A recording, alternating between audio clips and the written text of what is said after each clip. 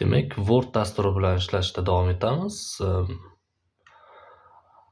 Hop, dastavval demak, yuqoridagi bo'limlarni ko'rib turibmiz. Shu bo'limlarni ozgina vidini, ya'ni ko'rinishini o'zgartirishni ko'rib chiqishimiz mumkin. Mana o'ng burchakda, yuqori burchakda quyidagicha ikonka, yuqoriga strelkaga o'xshagan ikonka mavjud. Buni bosadigan bo'lsak, demak, bo'limlarni, demak, obyektlari yo'qolib qoladi, uskunalar. Ya'ni har bir bo'limda o'ziga yarasha imkoniyatlar bor. Shu imkoniyatlar ro'yxati olib qo'yiladi. Agar shu qaysidir bo'limga 2 marta bosadigan bo'lsam, shu imkoniyatlari bizga yana taqdim etiladi. Yoki yana 2 marta bosadigan bo'lsam, yana joyiga qo'yib qo'yildi. Yana buni bosadigan bo'lsam, taklab qo'yildi. Yana bir marta bosadigan bo'lsam, yana pastga tushdi. Yana bir marta bossam, yig'ishtirildi. Yoki yana 2 marta bosadigan bo'lsam, yana joyiga qo'yib qo'yiladi, ya'ni doim turadigan bo'ladi. Bu yerdan demak buni boshqarish mumkin yoki bu yerda yuqorida, yana ham yuqorida parametr отображение lenta degani bor. Ya'ni shu lentani uskunalarda, bo'limlarda imkoniyatlarni lenta deb aytib o'tilyapti hozir. Shuni bu yerda ham boshqarish mumkin. Masalan, bularni hammasini skript qilib qo'yishimiz mumkin. Bu orqali mana demak bemalol kattaroq matnlar yozayotganda shu funksiyani yoqib olsak, maqsadga muvofiq bo'ladi. Yoki shunchaki faqat bo'limlarni ko'rsatib qo'y deyishimiz mumkin. Faqat mana bo'limlar ko'rinib turadi. Yoki dastlabki holatiga qaytarib qo'yishimiz mumkin. Mana 3-komanda orqali. Default holat. Menimcha shu default holati yaxshi. Hamma uskunalar, hamma imkoniyatlari sizni yoningizda bo'ladi. Ana endi fayl bo'limiga qaytamiz. Fayl bo'limida nimalar bor edi? Faylga kirsaglar quyidagicha chiqyapti. Demak, oxirgi ochilgan dokumentlar, shablonlar yana taqdim etib turibdi. Bu yerda Sazdatga bosadigan bo'lsak ham shu imkoniyatlar ya'ni yana bitta bir Word dokument ochishimiz mumkin. Masalan, bu yerda qaysidir shablon tanlashimiz mumkin. Aslida biz boshlanishda olib qo'ydi, lekin bu yerda saqlanib qolgan holatda turadi. Ya'ni yangi dokument ochishimiz mumkin buni bosish orqali. Yana bitta dokument ochdik. Ya'ni bu ikkinchi Wordimiz. Bu mana Word 2 deb qo'ysam, buni agar taklab qo'yadigan bo'lsam, mana birinchi ortgan Wordimiz bu yerda turibdi. Bu pastda mana Word 2 ga mana o'tib olishimiz mumkin. Bu hozircha men keragi yo'q. Сохранить birinchisi yetadi. Yana fayl bo'limiga qaytamiz. Demak, Sazdat, demak, yana bir yangi Word dokument yaratish. Открыть orqali o'zimizni OneDrive bulutli tarmog'imizga ulangan holatda bo'lsak, shu yerdagi saqlab qo'yilgan dokumentlarimizni ochishimiz mumkin yoki o'zimiz kompyuterimizdan topib borib Word dokumentimizni demak ochishimiz mumkin bo'ladi. Svideniya bu hozirgi ochilgan dokumentimiz haqidagi ma'lumotlar. Demak, buni muallifi kim, qachon ochildi, qancha so'z ishlatilgan va hokazo hamma ma'lumotlar shu yerda demak ko'rinib turadi. Сохранить bo'limi demak hozirgi Word dokumentimizda demak saqlab qo'yish imkoniyati mavjud bo'ladi. Сохранить как o'tadigan Сохранить bu yoq. Demak, Сохранить как o'tadigan bo'lsak, bu dokumentimizni turli xil bir boshqa bir nomlarda demak saqlab qo'yish imkoniyati paydo bo'lib qolishi mumkin yoki boshqa joylarga saqlash. Hop, jurnal kerak emas. Pechat bo'limi. Pechat demak bizning dokumentimizni pechatga berish, ya'ni qog'ozga chop qilish vazifasini bajaradi. Buning uchun albatta bizga printer ulangan bo'lishi kerak. Printer ulangan bo'lsa, mana yashil pechka bilan demak chiqib turadi bu yerda. Xo'p, общий доступ. Bu dastur orqali dokumentimizni prezentatsiya qilishimiz mumkin, pochtalarga jo'natishimiz mumkin va hokazo ishlarni, ya'ni o'zimiz dokumentimiz bilan boshqalar bilan bo'lishishimiz imkoniyati paydo bo'ladi. Eksport bo'limida esa demak dokumentimizni boshqa bir fayl turidagi dokumentga o'zgartirishimiz mumkin bo'ladi. Zakrit demak yopadi. Chetni zapis bu endi hozirgi bulutli tarmoqlar bilan ishlash yoki Microsoftda registratsiya qilish, produkt qiluvchilarni olish kabi ishlarga kerak bo'lishi mumkin. Xo'p, parametr bilan lekin tanishib chiqdik. Bunga oshiqcha to'xtalmaymiz. Deyarli hammasini ko'rib chiqdik. Hozircha yetarli bu. Okay. Umuman olganda fayl bo'limi shulardan asosiy to'xtaladigan bo'lsak, shulardan iborat. Bularda endi hotkeylari bor, ya'ni tezkor klavishlari, ya'ni sozdat qilish uchun demak Ctrl-N, открыть qilish uchun demak Ctrl-O, сохранить qilish uchun Ctrl-S, сохранить как, ya'ni qayta saqlanib qilish uchun Ctrl-Tab-S, pechatga berish uchun esa Ctrl-P tugmalarini demak ishlatishimiz mumkin. Xo'p, yana nimani ko'rib chiqishimiz kerak? Bu holatda aytaylik qandaydir matn yozib olay bu yerga.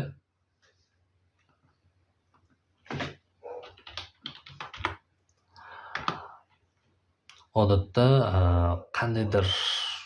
qanaqadir matn yozib joylamoqchi bo'lsam yoki dasturlashda umuman olganda qanaqadir mazmunga ega bo'lmagan, lekin qandaydir matn kerak bo'ladigan bo'lsa, odatda lorem degan tushuncha bor. Shuni lorem deb qidiradigan bo'lsak, sayti ham bor. Lorem Ipsum, unga kiradigan bo'lsak, shunda default umuman inglizcha ko'rinishi mumkin, lekin hech qanday ma'noga ega bo'lmagan gaplarni chiqarib beradi.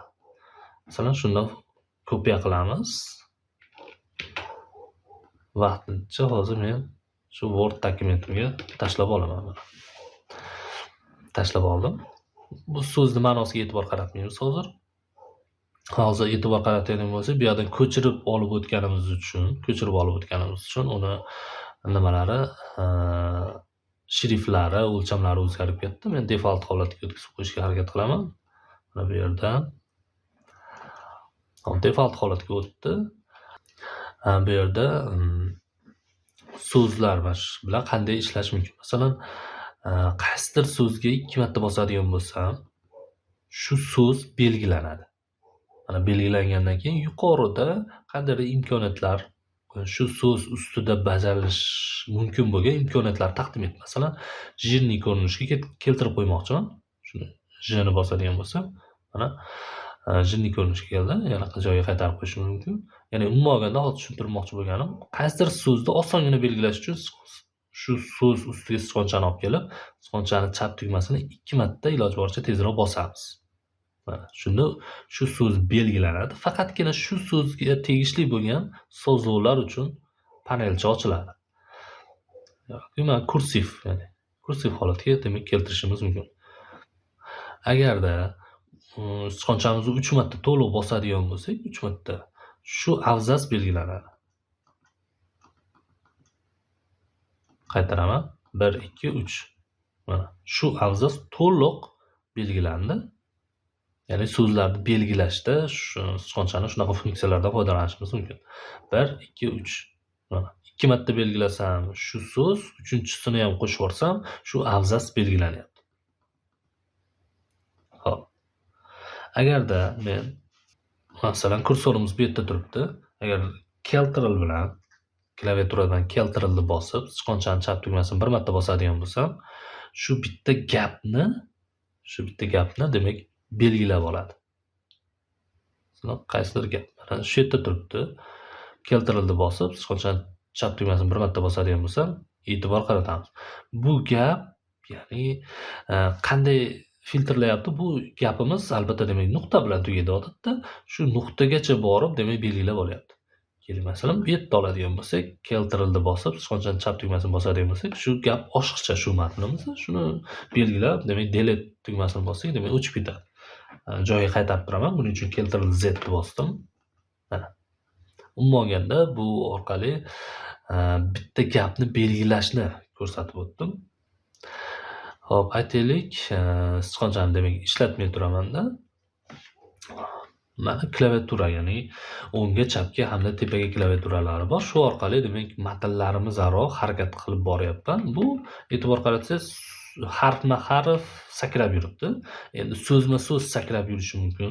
Buning uchun keltiruv tugmasini bosib olaman hamda qayerga sakrash kerak bo'lsa shu tomonni bosaman.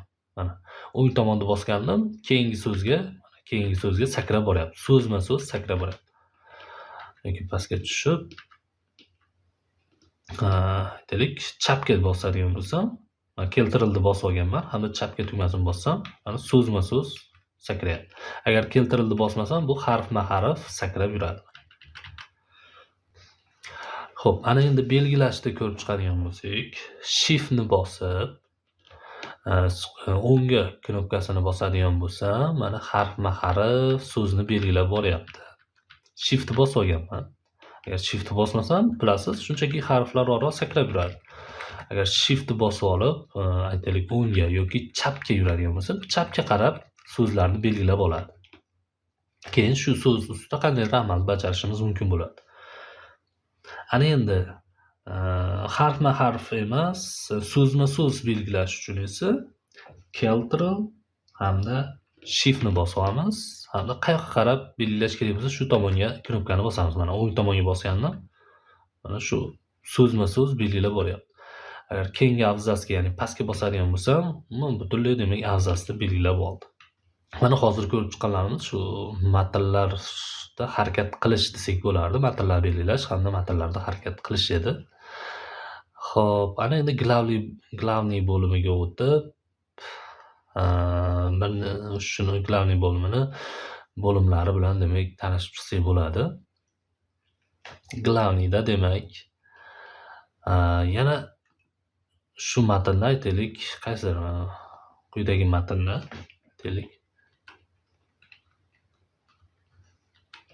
shu matnni belgiladim. Keltirildi shift hamda o'ngga tugmasi bilan shu matnni belgiladim. Bu yerda e'tibor bersak, mana verizet hamda kopirovat tugmalari yondi. Agar belgilamagan holatimda bularni bosish imkoniyati yo'q edi. Mana bu imkoniyatlardan foydalanish uchun qaysidir so'zni mana 2 marta bossam belgilandi. Belgilanganda shu so'z ustida amal bajarish uchun verizet hamda kopirovat tugmalari yondi. Kopirovat demak shuni nusxa ko'chirib oladi. Kopiravatni bossam, verizet esa bu yerdan shuni butunlaycha ko'chirib oladi. Bu yerda qolmaydi, lekin ko'chirib oladi. Keyin birinchi verizetni bosib ko'raman. Bossam shu so'z ketdi. Men buferabmen oynasini ochib olish uchun shuni bosib qo'ysam, mana buferabmenni ochib oldi. Hozirgi verizet qilgan so'zimiz mana bu yerda turibdi mana. Buferabmen, ya'ni qo'shimcha xotirada biz uchun saqlab turibdi. Masalan, qayergadir bu yerga pastroqqa gapdan keyin bizga kerak bo'ladigan bo'lsa, shu yerga mana вставить mana bosyapman. Bossam, shu bu yerdan ko'chirib olgan so'zimizni bu yerga demak qo'yib qo'ydi. Xo'p, bu holatda endi o'z holiga qaytarib qo'yish uchun Ctrl Z qilib demak qaytib olishim mumkin yoki eng yuqorida mana tezkor funksiyalar bor. Shu orqali amallarimizni ortga qaytarishimiz mumkin edi. Mana bu yoqqa ortga, yana teskari ortga bir joyga qo'yib qo'ydik. Xo'p, bu yerda narsalarimiz turibdi. Aytaylik, endi kopiravatni ishlatib ko'ramiz. Mana printing so'ziga belgilab oldim. Mana kopiratni bosdim. E'tibor qaratadigan bo'lsak, buferabmenga printing so'zi ham tushdi, lekin bu yerda ham turibdi, chunki biz shunchaki nusxa ko'chirdik xolos. Ana endi qayerga shu so'z kerak bo'ladigan bo'lsa, aytaylik bu yerga kerak. Yana mana вставить bosamiz mana. Bosadigan bo'lsak, mana printing so'zi bu yerga ham demak tushdi. Mana.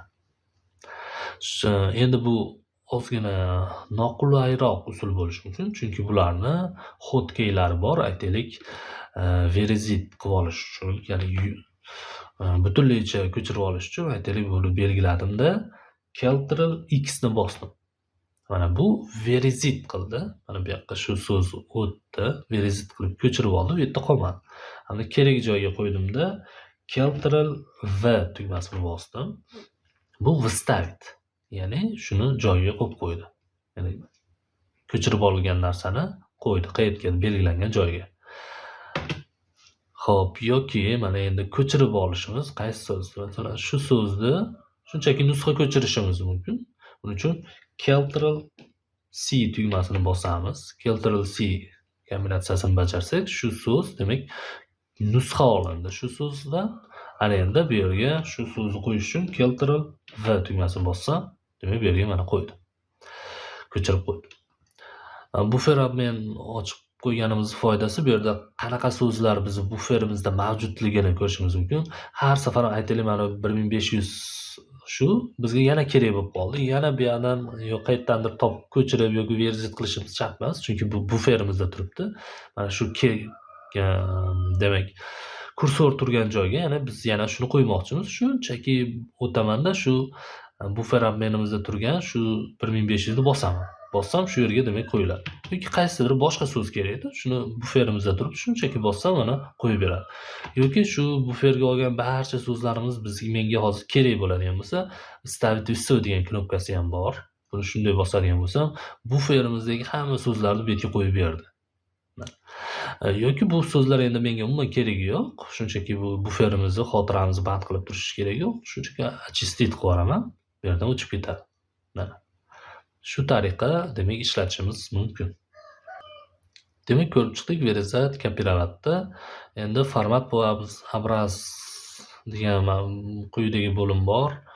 Buni hop tezkor tugmalarini ham demak buni tezkor tugmalarini ham ko'rsatyapti. Ctrl+Shift+S hamda Ctrl+Shift+V deb ham ko'rsatyapti. Hop, kelinglar biz shuni bu funksiya nima vazifani bajarishini ko'rib chiqamiz. Shunchaki aytaylik, biz boshida yozuvlarimiz Type New Roman shriftida hamda shrift o'lchami 14 da bo'lsin dedik. Lekin biz internetdan hozir qaysidir mana so'zni olaman. Kopirot. Hozir ko'chirib olgan narsamni shu yerga demak qo'yib olishim mumkin. Buning uchun kontekst menu orqali demak shu orqali qo'ydim. Mana o'zini default qilib. Mana buni ko'radigan bo'lsak, bu yozayotgan shriftlarimizdan turi umuman boshqacha. Men belgilaydigan bo'lsam, Delfin, Plain shunga o'xshagan shrift tanlandi hamda 18 o'lchamda ekan bu. Biz o'zimizniki bilan bir xil qilmoqchimiz. O'zimizniki qanaqaligi ko'p ham esimizda yo'q aytaylik. Aynan shunaqa shriftga keltirib olmoqchimiz o'lchamga. Shuni belgilaymizda mana format po obraz shuni belgilaymiz mana. Keyin qaysi so'zimizni shu ko'rinishga keltirishimiz kerak? Shu hozir eng oxirgi nusxa ko'chirib qo'ygan so'zimizni endi shuni belgilaymiz. Bo'ldi. Mana qarabsizki, biz yozayotgan shriftlarga to'la mos holda shakllandi. Demak, bu funksiya shunaqa vazifani bajarardi. Odatda kam ishlatiladi, lekin bilib qo'ygan yaxshi. Xo'p, umuman olganda bu buffer obmen bo'limi edi. Menimcha tushunarli bo'ldi. Bu bo'limni yopib tursam ham bo'ladi. Ana endi shrift bo'limiga, ya'ni glavniyning shrift uskunalariga o'tamiz. Bu ham juda oson. Kelinglar buni tozalab tashlasak ham bo'ladi. Aytaylik, bu yerda shriftni har xilini tanlashimiz mumkin. Mana kompyuterimizga o'rnatilgan barcha shriftlarni ko'rsatib turibdi. Algeriyani tanladimda, masalan, nimadir deb yozdim. Mana shriftni tanlab, keyin yozishimiz mumkin yoki yozib bo'lganimizdan keyin uni belgilab, shriftini yana o'zgartirishimiz mumkin. Mana default holatiga qaytarib qo'ydim. Ana endi buni o'lchamini o'zgartirmoqchiman. Demak, buni tanlab, o'lchamini o'zgartirishim mumkin mana. Bu yerda faqat o'zi belgilaganini emas, mana. Shunchaki bu oynaga, input oynasiga o'zimiz necha xohlasangiz shuni kiritishimiz mumkin. Masalan, bu yerda 17 yo'q ekan, aytaylik. 17 ni o'zimiz shunda kiritib olishimiz mumkin.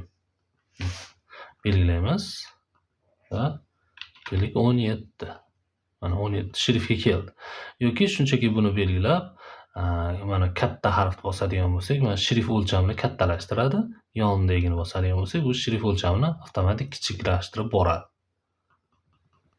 Xo'p, yana belgilaymiz. Mana e'tibor qaratadigan bo'lsak, bu menyular bu yoqda ham, masalan, belgilaganimda ham avtomatik chiqib qolyapti. Mana xuddi shu type name from ham, J ni bosadigan bo'lsam, demak, Jni qiladi. Mana. Yana qayta bosadigan bo'lsam, o'z holiga qaytaradi. Jni mana. Jni atrofi fonga olinib qo'yyapti, demak, belgilandi degani. Yoki bir vaqtning o'zida kursivni ham tanlashimiz mumkin. Bu o'ngga og'gan holga keltirib qo'yadi matnni yoki tagiga chizilgan holat bu. Mana buni bosib qo'ysam, tagiga chizilgan holatda holatiga olib kelib qo'ydi. Hamma bir nechtasini demak yoqib qo'ydim yoki o'chirib ham qo'yishim mumkin mana shu holatda. Bu degani har doim yozib olib, keyin belgilab o'zgartiramiz degani emas.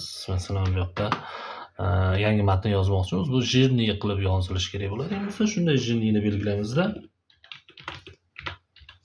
Shunchaki yozsak, mana shu jirni holatda yozilaveradi. Mana shu holat. Yoki aytaylik, yana tagiga chizilgan holatda belgiladim. Jirnini o'chirib qo'yaman. Bu pichkani bosadigan bo'lsak, chiziq turlarini tanlashimiz mumkin. Pastga masalan chiziq default holatini ko'raylik. Masalan, aytaylik test dedim, tagiga shunchaki chiziq tortildi, u chiziq turini o'zgartirishim mumkin. Masalan, belgiladimda xuddi yoqib, aytaylik mana o'zgaryapti chiziq turi. Aytaylik shuni belgiladim.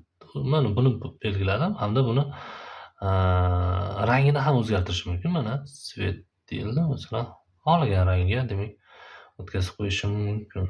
O'z ko'rinish uchun keling. Qizil menimcha yaxshi ko'rinadi mana. Shu tarzda demak o'zgartirish ham mumkin. Yoki mana masalan buni belgiladimda keyingi ikonkaga o'tadigan bo'lsak, mana bu ustiga chizib qo'yadi. Men belgilaydigan bo'lsam, harflarni ustiga demak chiziq tortib qo'yadi. Xo'p, keyingi imkoniyatga o'tadigan bo'lsak, aytaylik, endi buni tushuntirish uchun albatta H2O dan foydalansak yaxshi bo'ladi. Bu tagiga chiziqni o'chirib qo'yaman. Buning uchun belgilab o'chirib qo'yaman. H2O odatda 2 indeksda bo'lishi kerak. Bu indeksga tushish uchun 2 ni belgilayman-da. Mana quyidagi belgini tanlab qo'yaman. Tanlasam, demak 2 indeksga tushadi. Ana endi keyingi holat aytaylik 5 ning kvadrati deb yozmoqchiman. Lekin bu 52 bo'lib qoldi.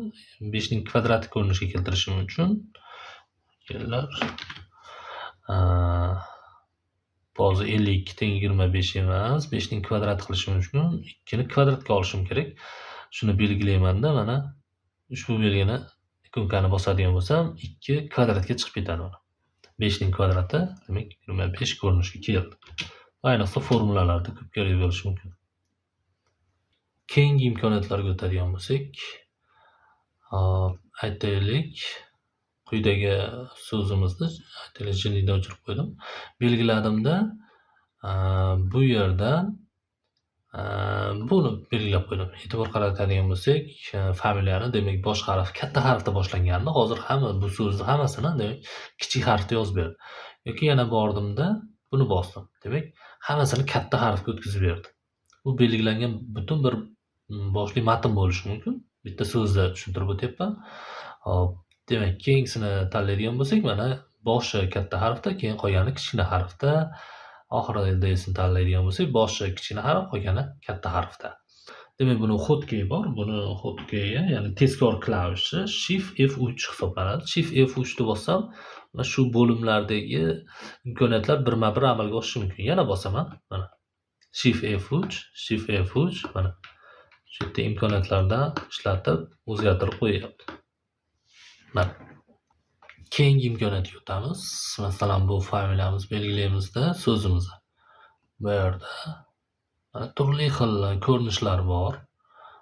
Soya hosil qilish mumkin, har xil turli xil ko'rinishlar. Shulardan aytaylik, bittasini tanlayman. E'tibor beradigan bo'lsak, qandaydir boshqacharoq ko'rinishga olib keldi. Bu yaxshiroq ko'rinish uchun men kattalashtirib olaman. Ana endi belgilab ko'rsam, mana hattoki soyalari bilan ham chiqarib berish imkoniyatlari bor.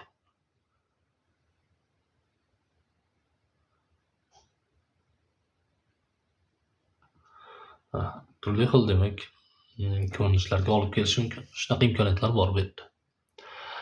Xo'p, aytaylik. Shu so'zimizni marker deb qo'yamiz odatda. Fonini belgilab qo'ymoqchimiz. Buning uchun quyidagi ko'rga bosishimiz mumkin mana. Ya'ni sariq markerni belgilab qo'ydik. Buni rangini ham o'zgartirishimiz mumkin. Aytaylik, shu bo'lsin. Hop. Buni. Belgilab qo'yishimiz mumkin. Shu tariqa demak foniga rang berib qo'yishimiz mumkin. Yonidagi ikonga esa, belgilaymizda bu harflar rangini demak o'zgartirib qo'yadi. Qizil. Yoki uni ham o'zgartirishimiz mumkin. Yonidagi pitichkani bosib, rangini, turini belgilab olsak, mana o'zgaradi. Yoki pastdagini ham mana o'zgartirib qo'ymoqchimiz. Shu tariqa ishlatishimiz mumkin. Xo'p, biz shriftdan oxirgi bir imkoniyatni ko'rib chiqamiz. Buni e'tibor bersak, har xil ko'rinishlar, har xil formatlar qilib tashladik. Bularni sal o'ziga qaytarish uchun shunlarni belgilab, shu tugmani bossak, mana o'z holiga qaytarishga harakat qiladi. Faqatgina orqa fondagi rangni olib tashlamadi. Faqatgina uni saqlab qo'ydi. Qolgan fon, ya'ni shrift o'lchami, shrift turi hammasi default holatga qaytarib qo'ydi. Ammo bularni olib tashlash uchun fonni demak nima qilamiz? Bu yerdan net svet tanlab qo'ysak, mana o'z holiga qaytaveradi. Net svet. Mana o'z holiga qaytadi. E'tibor bersak, mana H2, mana indeksga tushgan, darajaga ko'tarilgan holatlarda ham bu knopkamiz joyiga qaytarib qo'ydi. Shu o'rinda yana bir jihatlarga to'xtalishimiz mumkin.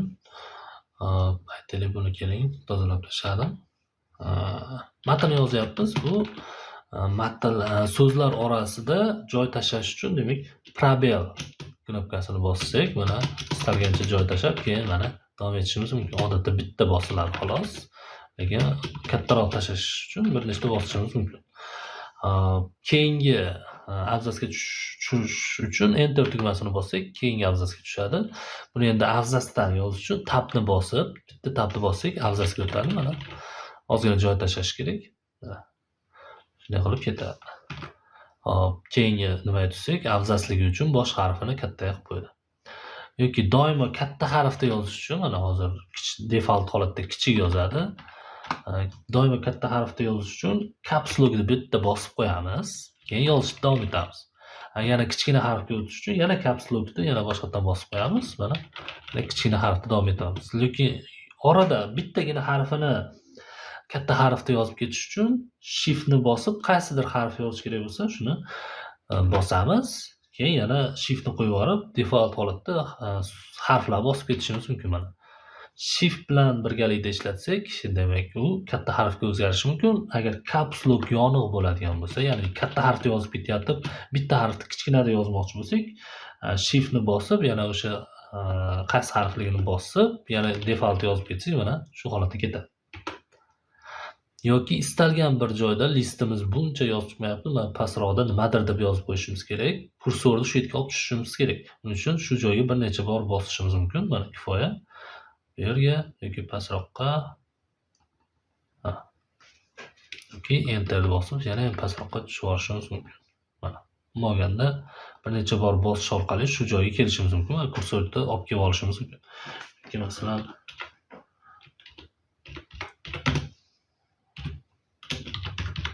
shunga o'xshagan demak so'zlarda xohlagan joyga demak bir necha bor bosib, masalan joy bo'lishi mumkin. Shiftni bosib, mana hop bu chiziqchani bosadigan bo'lsak, mana imzoga chiziqcha tortib qo'yish mumkin mana. Shunga o'xshagan holatda demak ishlatishimiz mumkin. Bu endi bo'limlardan tashqari qo'shimcha ma'lumot edi. Xo'p, ana endi abzas bo'limi bilan tanishib chiqsak bo'ladi. Xo'p, abzas bo'limida aytaylik, bu so'zimizni demak o'rtaroqqa ko'chirmoqchiman. Buning uchun mana ushbu ikonani bossam, bu so'zimiz o'rtaga ko'chadi. Yoki buni bossam, chetga ko'chadi. Eng chekkadan tushuntirish uchun hozir sal boshqacharoq, ko'proq matn kerak bo'ladi. Biz dastavval lorem ixtiyoriy bir gapni saytidan olib ko'ruvdik, lekin Wordda avtomatik qo'yish imkoniyati mavjud. Buning uchun formulaga o'xshatib yozamiz, ya'ni tenglik belgisi lorem deymizda. Qavsni ichida nechta abzas gap hosil qilib bersin, shuni kiritamiz. Aytaylik, 7 bo'lsin, 7 abzas hosil qilsin. Shunday deb yozamizda, enterni bosamiz. Qarabsizki, ixtiyoriy ma'noga ega bo'lmagan gaplarni yozib berdi bizga. Ana endi mana shu quyidagi funksiyani tekshirish uchun aytaylik, bu gaplarimizga e'tibor bersak, bir tekstda to'xtamagan har xil ketgan shu gaplar belgilaymizda tekisroq saflanish uchun buni belgilab qo'yamiz mana. Demak, iloji boricha tekislab berdi bizga. Hop, keyingi funksiyani ko'ramiz. Bu interval. Undan oldin esa bitta xotkeyni aytib o'tib ketishimiz kerak. Masalan, shu belgilangan so'z, buni markazga ko'chirmoqchiman. Buning uchun xotkey, ya'ni tezkor klavishi Ctrl A ni bossak, demak markazga o'tadi. O'ng tomonga, ya'ni o'tish uchun Ctrl R, ya'ni right, Ctrl R ni bossak, o'ng tomonga tekislandi.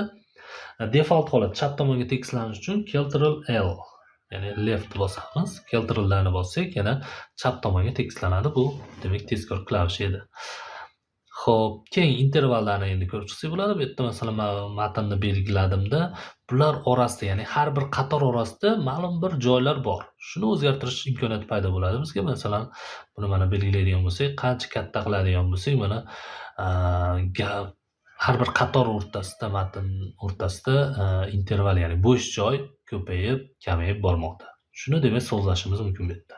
Hozircha tegmayman. Xo'p, keyingi funksiyani ko'radigan bo'lsak, masalan, shu matnimizni demak belgilab olaman. Hozir demak men sichqonchani chap tugmasini bosib, kerakli joygacha tortyapman va qo'yaveryapman. Shunda belgilanib qolyapti. Buni bosadigan bo'lsak, hozir rangi bilinish uchun rangini o'zgartiraman. Aytaylik, fon, ya'ni matn, abzas matnlar demak foni desak bo'ladi. Mana undan oldin demak bitta so'zga marker orqali ishlov bergandik. Hozir endi butun boshli gaplarga demak ishlov beryapmiz mana. Shu orqali rangini o'zgartirib qo'yishimiz mumkin. Ya'ni default holatiga qaytarib qo'yish mumkin. Keyingi funksiya bu granitsa, bu qandaydir chiziqlar demak tortib qo'yyapti. Bunday qilib qandaydir qoida shaklga keltirib qo'yishimiz mumkin yoki jadval ko'rinishiga o'xshatib keltirib qo'yishimiz mumkin yoki mana chiziq bilan o'rab qo'yishimiz mumkin, border bilan va hokazo. Hozircha net granitsa deb qo'yaman. Mana. Xo'p, keyingi funksiyalar ko'rish uchun men ozgina ro'yxat tuzib olishim kerak. Bo'lganda nima deb yozsak bo'ladi?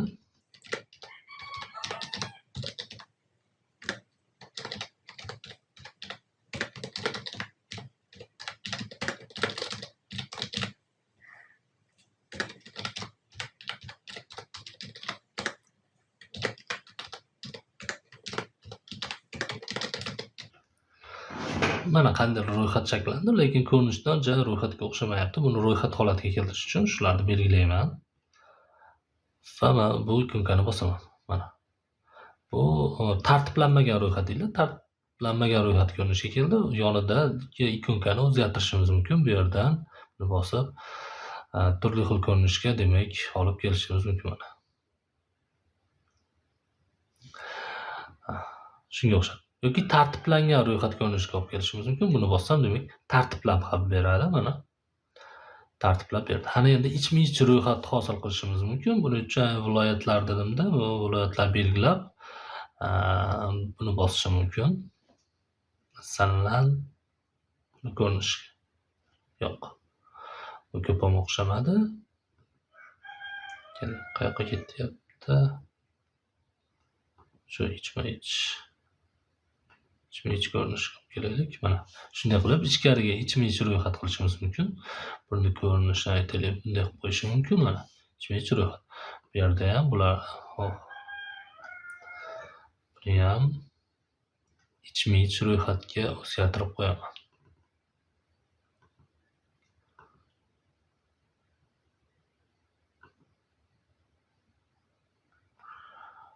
Demak, bunday qilib buni tartiblanmagan ro'yxat. Hop. Buni ikonkasini sal o'zgartirib qo'yishim mumkin. Ya'ni to'rtbuchoqli. Ya'ni bu ro'yxatlar bilan ishlash uchun quyidagi ikonkalardan demak foydalanishimiz mumkin. Buni albatta sinab ko'rib, yana ham ko'nikma hosil qilish mumkin. Xo'p, keyingi imkoniyatni ko'radigan bo'lsak, bu sortirovka. Bu bilan keyinroq menimcha tanishib o'tsak maqsadga muvofiq bo'ladi. Chunki ozgina ko'nikma hosil bo'lgandan keyin menimcha tushunishimiz oson bo'ladi. Buni hozircha tashlab o'tamiz. Keyingi bo'limda, agar keyingi bo'lim belgilab qo'yadigan bo'lsak, bu ham keyinchalik ko'proq qulay bo'ladi. Hozir men belgilab qo'yadigan bo'lsam, bu har bir quyidagi belgi enter bosilgan joylarni ko'rsatib turibdi mana. Ko'rib turibsiz, hamma joy enter. Ya'ni buni matnga standartga tushirib ishlov berishda albatta buni yoqib olib, ishlov berishga to'g'ri kelib qolishi mumkin. Agar masalan bu yerda probel tashalgan bo'lsa, probelga nuqta-nuqta ketyapti. Nechta nuqta bo'lsa, shuncha probel bosilgan degani. Agar bu yerda enterni bosadigan bo'lsa, mana nechta enter tashalyapti, shularni demak ko'rsatib boryapti. Ya'ni matnlarga, tayyorlayotgan hujjatimizga standart bo'yicha ishlov berishda albatta kerak bo'ladi. Hozircha buni o'chirib qo'yaman. Xo'p, keyingi bo'limni ko'rib chiqadigan bo'lsak, stil. Stilda Word dasturini ishlatganimizda tayyor shablonlar bordi. Shu shablonlarni qandaydir bo'laklari deb tushunsak bo'ladi. Masalan, aytaylik, bu so'zimizni qandaydir boshqacha stilga keltirmoqchimiz. Tanlaydigan bo'lsak va olib boradigan bo'lsak, o'zi mana har xil ko'rinishlarni mana taqdim etyapti. Masalan, buni tanlab qo'yishimiz mumkin. Mana abzas sarlavha. Qandaydir sarlavha bo'lsa, mana shunaqa ko'rinishga keltirib qo'yishimiz mumkin va hokazo boshqa stillar. Bularni men bu pichkani bosib, turli xil stillarni hammasini barcha imkoniyatlardan demak foydalanib, ozgina o'zimiz o'zgartirish ham kiritishimiz mumkin.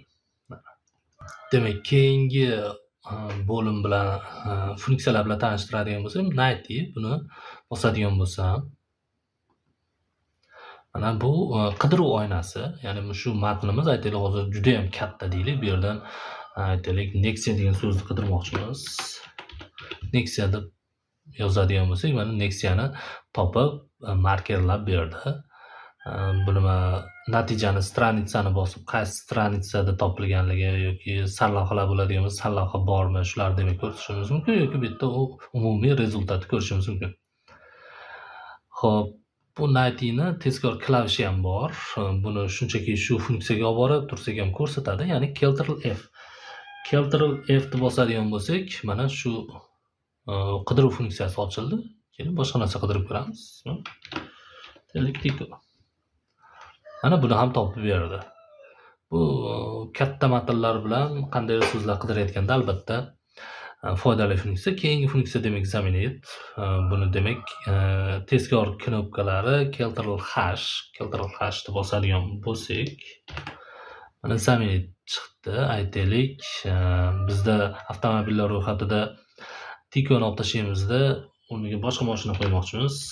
Aytaylik, Tikoni tashlab, o'rniga Spark qo'yadigan bo'lsak, Sparkda deydi, buni zaminit desak, bitta shu Tikoni o'zgartiradi xolos. Agar zaminit все deydigan bo'lsak, nechta Tiko so'zi ishlatilgan bo'lsa, hammasini Sparkga o'zgartirib chiqadi.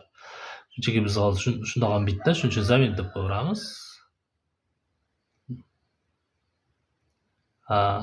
Zaminit. Da. Okey. Bo'ldi, mana bu yerda Tikomiz Sparkga o'zgardi. Endi bu qachon bizga ko'proq foydasi tegani, masalan, qandaydir hujjat oldingiz, bu yerda palonchi, pistonchi deb turib, palonchi deb ketildi bu yerda. Shu palonchilar ko'p deylik, aytaylik, buni keling yopib turaman. Bu yerda ham shu palonchi ishlatilgan. Aytaylik, bu yerda ham shu palonchi ishlatilgan. Aytaylik, bu yerda ham aytaylik palonchi ishlatilgan. Siz shunchaki shu palonchilarni o'zingiz familiyangiz qo'yib qo'ymoqchisiz. Shunda shu zaminit funksiyasini chaqirasizda, shu aytaylik, shu palonchini ham shunda belgilashingiz mumkin. Shu kopiya qilib tashlab olsangiz ham bo'ladi. falonchini pistonchiyevga o'zgartirib qo'yishingiz mumkin. Pistonchiyev deb qo'ysak, ana endi zaменить всё deydigan bo'lsak, bu dokumentimizda ishlatilgan hamma falonchilar pistonchiyevga o'zgaradi. Zaменить всё. Okey. 4 ta topildi va 4 tasi o'zgartirildi deyapti. Mana Pistonchiyev va Pistonchiyev. Shu orqali demak foydali bular. Ko'p ishlatiladigan funksiyalardan biri. Idalet bu shunchaki belgilash, masalan, всё desak, mana bu tezkor klavishi Ctrl A ni bossak, butun faylimizdagi matnlarni demak belgilab beradi. Xo'p, menimcha deyarli dars juda ham cho'zilib ketdi. Bugunga yetadi. Shu yerda hozircha tugatib turamiz.